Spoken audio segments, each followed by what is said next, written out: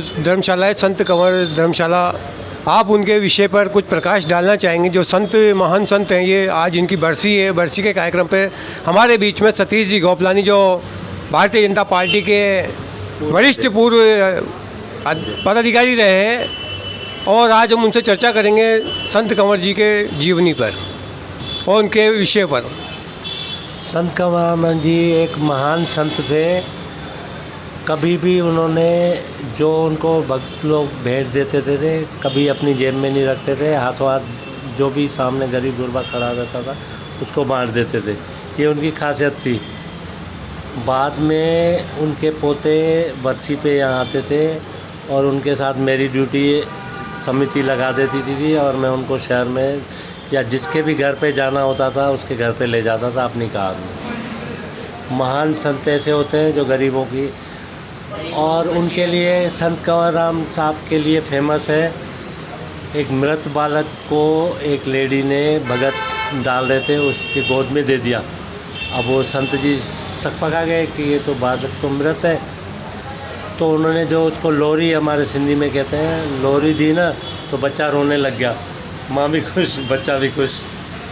तो आपके संत कंवर राम जी ने जो जीवन दान भी किया है। हाँ, किया है। तो आप उनके बारे में कुछ और भी बता पाएंगे कि एक संत, महान संत तो हैं ही सही, और एक गरीबों का दुख उनको देखा नहीं जाता था। आज पूरे हिंदुस्तान में उनके नाम से धर्मशालाएं बनी हुई हैं। ये जहाँ अपन जिस स्थान पे बैठे हैं ये भी संत कंवर राम जी के नाम से धर्मशाला बनी हुई है। कोई भी आए, किसी भी समाज का लोग हो, उसको बुकिंग मिलती है यहाँ। अगर कमरा खाली होता है तो उसको निश्चित रूप से, नहीं होता है तो कमरा, तो बेड भी लगा देते हैं रात में। ये सुनने में आ रहा है कि कोटा में सबसे सस्ती धर्मशालाओं को देखा जाता है तो उसमें प्रथम प्रायोरिटी पे संत कंवर धर्मशाला का नाम आता है। तो इसका कारण क्या है? इसका कारण ये है कि ये निष्पक्ष चलती है। समिति ने ऐसा निर्णय ले रखा है, उनके नाम से कोई भी समाज का चाहे मोमडन भी आ जाए उसको भी कमरा मिल जाएगा अगर खाली होता है तो, नहीं तो बेड लगा देंगे, सुला देंगे।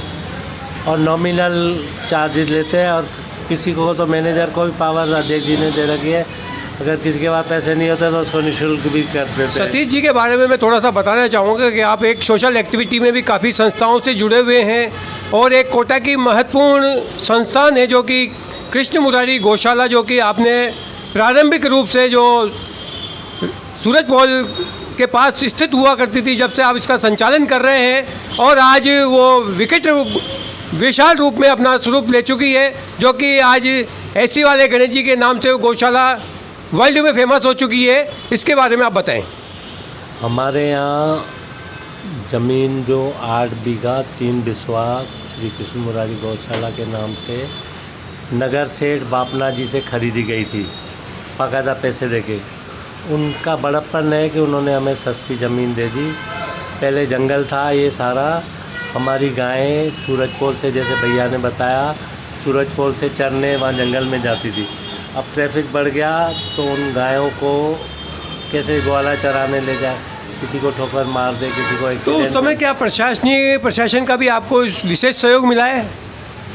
वर्तमान में प्रशासन, राज्य सरकार 3-3 महीने का अनुदान देती है। बड़ी गाय पे 40 रुपये और छोटे बछड़े पे 20 रुपये अनुदान देती है।